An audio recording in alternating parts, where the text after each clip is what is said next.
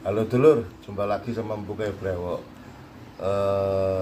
Ini saya bikin video ini untuk sambungan, untuk berbagi pengalaman untuk menggunakan hand tool. Untuk kali ini saya ada bikin pekerjaan kecil-kecilan buat dendrek ya, seperti ini. Tapi kalau pakai cara yang konvensional, ini seperti ini dan akan biasanya di scrub dari atas atau dari samping. Nah, itu tidak kuat, nggak bakal kuat. Nah, karena itu saya jadikan purus tembus seperti ini. Jadi purusannya tembus, terus ini nanti di posisi sini digergaji, dikasih pack, kasih pack lagi. Nah, kemarin ada beberapa teman yang tanya ke saya, kenapa kalau setiap kali saya bikin purus sewaktu saya buat lubangnya itu menggunakan tata selalu lebih besar hasilnya. Jadi ada garisnya, ada ininya, terus waktu dia menggunakan tata, dia bikin lubangnya purus menggunakan tata, hasilnya selalu lebih besar daripada giginya, daripada ininya. Nah, untuk kali ini saya akan berbagi pengalaman saya ya, bagaimana caranya membuat lubang purus supaya benar-benar press, benar-benar rapet, ya nggak terlalu rapet, ya rapetnya rapet normal supaya kuat. Ya oleh karena itu nanti ada beberapa cara yang salah saya tunjukkan yang salah gimana dulu, terus nanti dengan yang benar seperti apa. Oke, lanjut. Dalam membuat purus seperti ini ya, ini saya menggunakan dua macam garis. Yang ini saya menggunakan prusut atau seperti ini, prusut ya, dan yang ini saya menggunakan garis pensil. Ini mempunyai dua treatment yang berbeda, dua cara yang berbeda. Jadi kalau kita menggunakan prusut itu nanti seperti apa, menggunakan pensil ini seperti apa. Nah, contohnya seperti ini. Ini saya buatkan garis dua ya. Ini pensil, ini hasil dari prusut. Nah, ini yang saya jelaskan pertama adalah cara yang salah. Nanti saya jelaskan di sini cara yang benar. Nah, cara yang salah itu teman-teman kebanyakan untuk menatah lubang purus itu kebanyakan langsung kepada garisnya seperti ini. Enggak seberapa kelihatan. Enak. Nah, seperti ini. Kebanyakan teman-teman, nah pas di garis seperti ini. Ini keliru. Ya, kita buktikan. Kan saya pukul.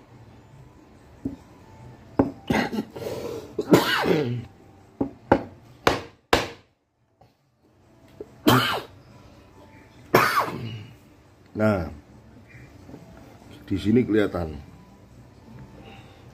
Maju nak zoom. Nah, di sini kelihatan. Di saat kita pukul, hasil tatanya dia mundur, menekan ke arah garisnya. Ini nanti setelah jadi, misalnya ini saya bikin seperti ini, itu akan lebih lebar jadinya. Nah, itu nanti oblak bahasa Jawa nih. Nah, yang benar itu harus kita kasih spelling sekian, setengah mili atau seberapa di depan garisnya. Nah, seperti ini ya Pak, segini ya saya pukul ya, mundur nak.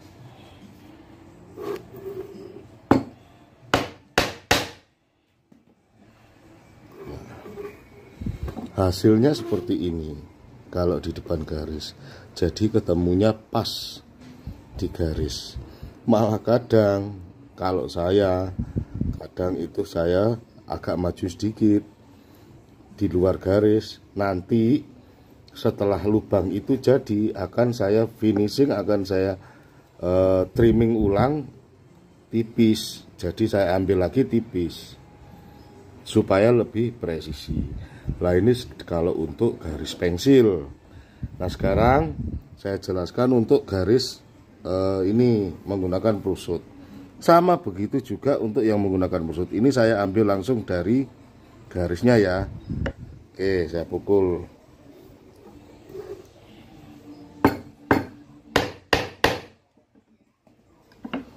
Nah, hasilnya pun sama.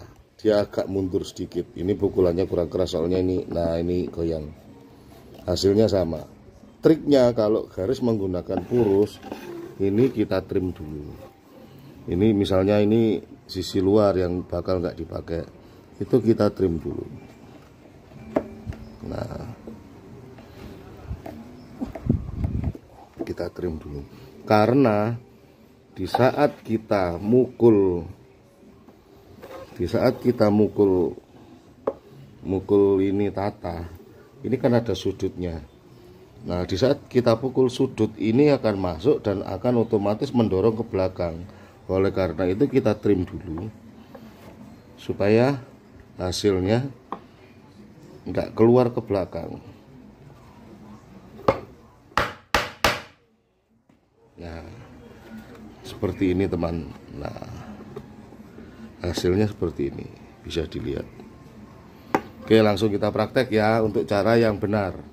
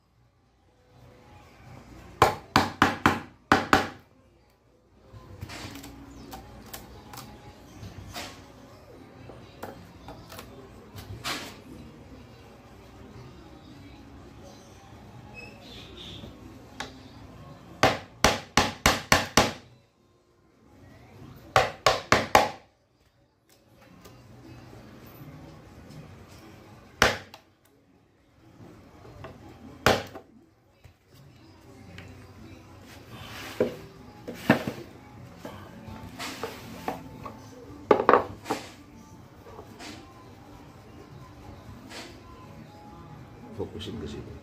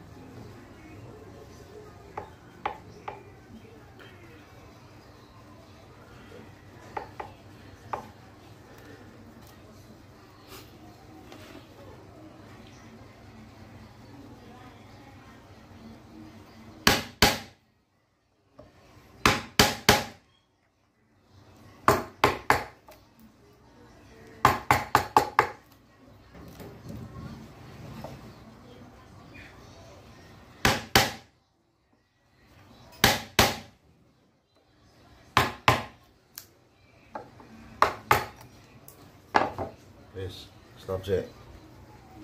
Oke, setelah kita tatah agak dalam ya, kira-kira setengahnya ini baru kita balik, kita lanjut ke proses yang selanjutnya, yang bawahnya.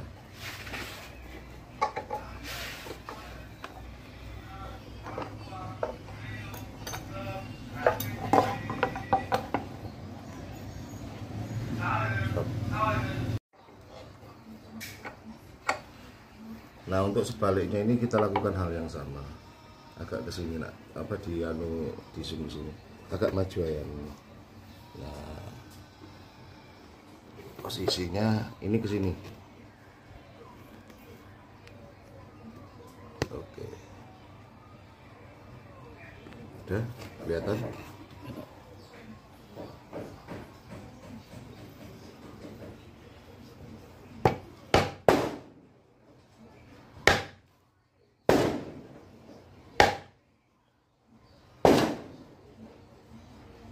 Sopo awan-awan mercon.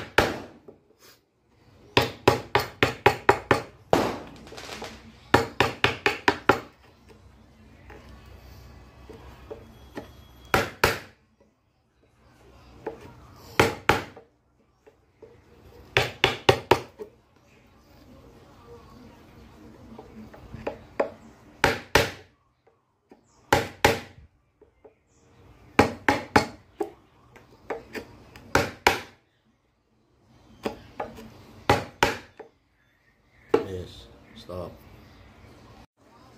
Nah, ini sudah jadi, sudah saya bersihkan ya. Ini pas garis. Sekarang kita coba, enak enggak? Ini pasangannya.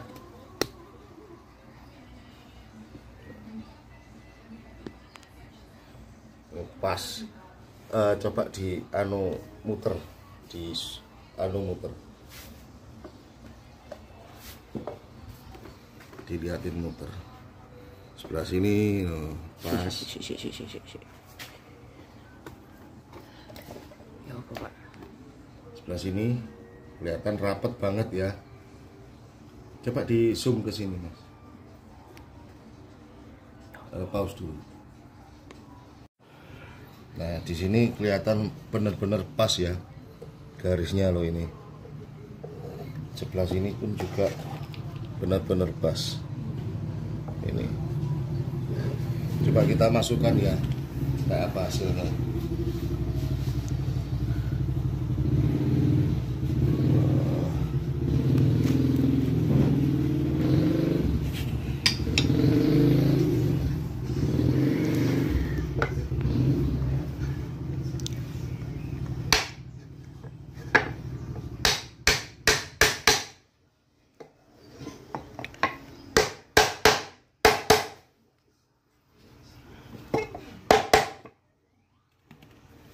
Langsung ke sini nak.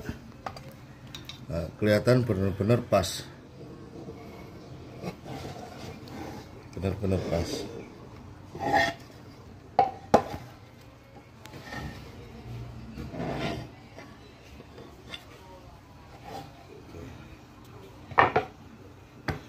Stop dulu.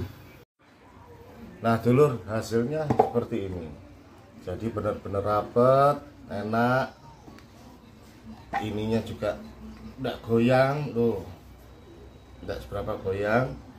Jadi ini nanti kalau dilem benar-benar rapet dan benar-benar siku. Nah itu tadi cara menggunakan tata. Ini yang saya gunakan tata Jepang. Nah sekarang saya jelaskan ada beberapa macam tata dan kegunaannya menurut saya, menurut hemat saya. Oke, stop. Nah sekarang saya jelaskan ini ya, ada satu set tata yang saya gunakan. Ini memiliki sudut yang berbeda, baik sudut kontur bodi ataupun sudut matanya. Nah, di sini saya jelaskan ya. Contohnya ini, saya menggunakan Proheck. Ini model tata konvensional. Tata konvensional Proheck. Sedangkan yang lain ini adalah Nomi, tata Jepang. Bentukannya seperti ini. Beda banget ya kontur bodinya. Sama ini, yang ini tidak ada cekungannya, ini ada cekungannya. Nah, ini saya menggunakan Proheck karena jarang saya, menurut hemat saya, kalau untuk tata selebar ini saya jarang menggunakan untuk menata. Ini sudutnya saya perkecil, bisa dilihat ya perbedaan sudutnya. Ya. Ini lebih kecil, sedangkan ini lebih besar sudutnya. Ini istilahnya lebih lancip, ini agak lebih tumpul. Karena ini fungsinya, kenapa saya bikin lebih ini sudutnya, saya gunakan untuk nyerut. Jadi saya gunakan untuk nyerut itu seperti ini. Misalnya ada kerjaan yang butuh untuk nyerut seperti ini, nah itu lebih gampang.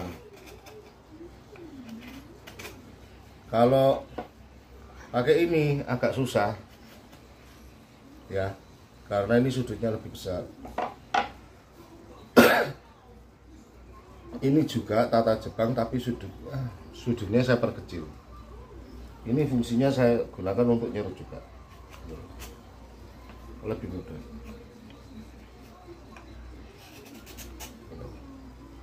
Lebih mudah. Ini end grain ya. Tuh. Sedangkan ada dua macam lagi untuk kontur body. Kalau ini tata konvensional itu seperti ini, bisa dilihat ya, dia bodinya lurus. Mungkin pakai ini, bodinya lurus. Sedangkan untuk tata Jepang yang saya punya itu saya bikin seperti ini. Ini kalau membuat kurus menggunakan ini tuh enak, lebih gampang lurus. Tuh. Sedangkan untuk anatominya, untuk body untuk ininya, pisaunya, bedanya di sini. Kalau tata konvensional itu matanya cuma satu. Nih. Sedangkan kalau tata Jepang itu tatanya laminasian dari baja keras dan baja lebih lunak. Bisa dilihat itu ada sambungannya.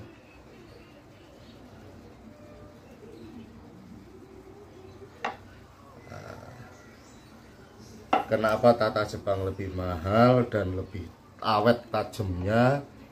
Karena di situ dia merupakan laminasi dari baja yang keras itu posisi di bawah, dan baja yang lunak itu posisi di atas. Nah, sedangkan kenapa kok ada posisi cekung seperti ini? Itu memudahkan kita saat mengasah. Kalau kita mengasah baja keras seperti ini, levelnya seperti ini, waduh, nggak selesai-selesai. Nah, itu oleh orang Jepang ininya dibikin cekung gini, itu lebih memudahkan. Ini flat, ini flat. Nah, saya mempunyai beberapa macam tata Jepang, juga ada beberapa macam. Ini yang flat, seperti yang bicarakan tadi. Nah, ada juga yang tidak flat.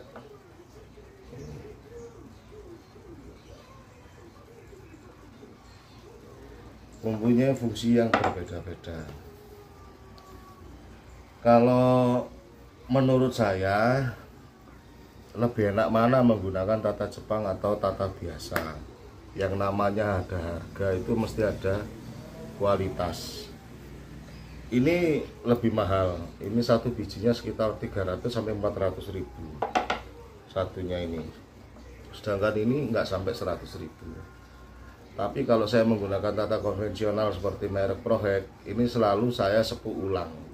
Jadi posisi di mata sini ini saya panasi menggunakan obor sampai merah, saya sepuh ulang supaya lebih keras. Karena kebanyakan tata konvensional yang mohon maaf di bawah harga ini itu kebanyakan lebih lunak bajanya.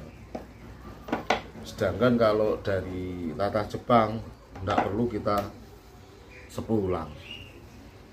Nah, dulur, itu tadi sekelumit sedikit pengalaman saya cara untuk menggunakan tata dan anatomi dari tata dan tata set yang saya gunakan. Mempunyai beberapa kegunaan, juga beberapa bagian itu yang saya istilahnya saya sesuaikan menurut kebutuhan saya. Jadi jenengan tidak perlu mengikuti apa yang saya punya. Tergantung jenengan kebutuhannya seperti apa. Kalau jenengan kerjanya cuman kerjaan HPL, kerjaan plywood, tidak perlu punya tata set. Paling ya punya satu aja sudah cukup. Dan itu pun tidak perlu diasah sampai setajam ini. Tapi kalau jenengan mengerjakan kayu solid itu perlu diasah sebaik mungkin. Karena kalau alat yang kita gunakan tajam, itu kerjanya enak, bisa lebih presisi, gampang pengerjaannya, cepat pengerjaannya. Oke dulur, sampai jumpa di video selanjutnya. Tolong jangan lupa tekan tombol subscribe, like, dan komen, serta minta tolong di share ben gak males nggak video nih rek. Oke, terima kasih.